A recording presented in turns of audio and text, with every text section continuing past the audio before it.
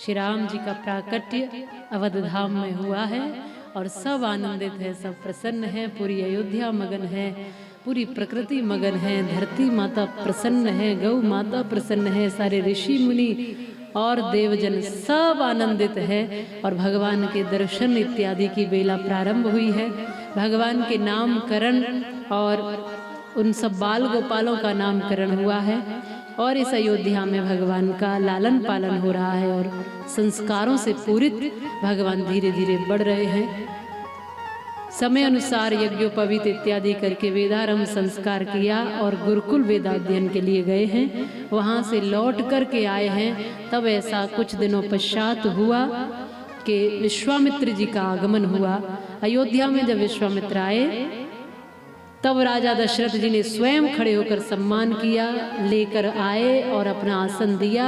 और जब सब पूजन वंदन हो गया उसके पश्चात पूछा के ही कारण आगमन तुम्हारा, किस कारण आए हो प्रभु? अगर जंगलों से संत महलों की ओर आए तो कोई कारण होगा, किस कारण आए हो? तो आज बताया है विश्वामित्र जी ने कि नहीं सोना चांदी नहीं धरा धाम चाहता हूँ और यज्ञ की रक्षा करने को श्री राम चाहता है। यज्ञ की रक्षा करने को राम को लेकर आया हूँ। और जब राम जी का नाम आया कि राम को लेने आया हूँ, तब तो सहम गए राजा दशरथ। चौथे पन पायो सुतचारी, विप्र वचन नहीं कहे विचारी। सब सुत प्रिय मोह प्राण की नाही, पर राम देत नहीं बनहि गुसाई। बस राम नहीं दे सकता। राम मेरे प्राण है, मेरी आत्मा है, मेरा जीवन है, मेरा सर्वस्व है। राम को मैं खुद से दूर नहीं कर सकता। यदि चाहिए तो मैं चलता हूँ आपके साथ, मैं युद्ध करूंगा, सुबाहु मारी जो भी राक्षस है उनके साथ लड़ूंगा, मैं चलता हूँ। मेरा राम तो अभी बालक है, उसको मत ले जाइए। जरूरत पड़े तो मेरे प्राण लेकर चले जाओ, पर मेरे राम को मुझसे दूर मत लेकर जाओ। विश्वामित्र जी ने सोचा कि अब तो ऐसे ही जाना पड़ेगा। तब वशिष्ठ मुनि ने रोक कर कहा कि नहीं, इसमें तुम्हारे बालकों का हित है दशरथ, भेज दो। राम और लक्ष्मण को भेजा समाज और धर्म की रक्षा के लिए, दुष्टों के दमन के लिए। राम महलों से निकल गए हैं, क्योंकि अंग गले तो उसकी शल्य चिकित्सा करनी पड़ती है, नीलकंठ बनकर मंथन की कीमत भरनी पड़ती है और बनकर विश्वामित्र राष्ट्र का रक्त जगाना पड़ता है। राम और लक्ष्मण से महलों को छुड़वाना पड़ता है। जरूरत है आज समाज में धर्म की स्थापना के लिए राम को बाहर आना ही पड़ेगा। राम महलों में रह करके केवल महलों के राजा बनने के लिए नहीं आए हैं, राम सबके हृदय पर राज्य करने आए हैं। इसलिए विश्वामित्र ले गए। गुरु का काम ही यही है, बड़ों का काम ही यही है कि युवा पीढ़ी को बाहर निकाले घर से और समाज का आईना दिखाए कि तुम समाज की जिम्मेदारी हो, पूरे राष्ट्र का भार तुम्हारे कंधों पर है, तुम सामान्य नहीं हो, ये बताए कोई। युवा पीढ़ी राष्ट्र को अपने जिम्मेदारी समझ करके उस कर्तव्य में पूरित होनी चाहिए। आज भगवान राम और लक्ष्मण दोनों तमाम सिद्धियों को प्राप्त करके आगे बढ़े हैं। ताड़का का वध किया, सिद्धाश्रम पहुंचे। 6 दिन तक भगवान ने पहरा दिया है। 6वें दिन शाम संध्या के समय जब यज्ञ हो रहा है, तब सुबाहु मारीच और तमाम राक्षस आए। भगवान ने सबको मारा और मारीच को बिना फन का बाण मारकर दूर खदेड़ दिया। यह सिद्धाश्रम पवित्र हो गया, सुखी हो गया। विश्वामित्र प्रसन्न हुए और अब उन्होंने यह भाव रखा कि जनकपुर से निमंत्रण आया है, वहाँ धनुष यज्ञ कर रहे हैं राजा जनक, क्या तुम चलोगे? राम ऐसे हैं कि जो किंतु और परंतु नहीं करते, सिरोधार्य कर लेते हैं बात को, जो आज्ञा गुरुदेव। राम लक्ष्मण विश्वामित्र जी चलने लगे हैं जनकपुर की ओर और मार्ग में गंगा नदी का दर्शन किया, गंगा मैया का दर्शन स्नान करके भागीरथ जी की पूरी कथा सुनी और आगे बढ़े तो आश्रम एक दीक मगमाही, खग मृग जीव जंतु तहनाही, पूछा मुनि सिला प्रभु देखी, सकल कथा मुनि कही विशेषी। उस आश्रम को देखकर भगवान ने सारी कथा पूछी है मुनि से, गौतम ऋषि और अहिल्या जी की पूरी कथा सुनी।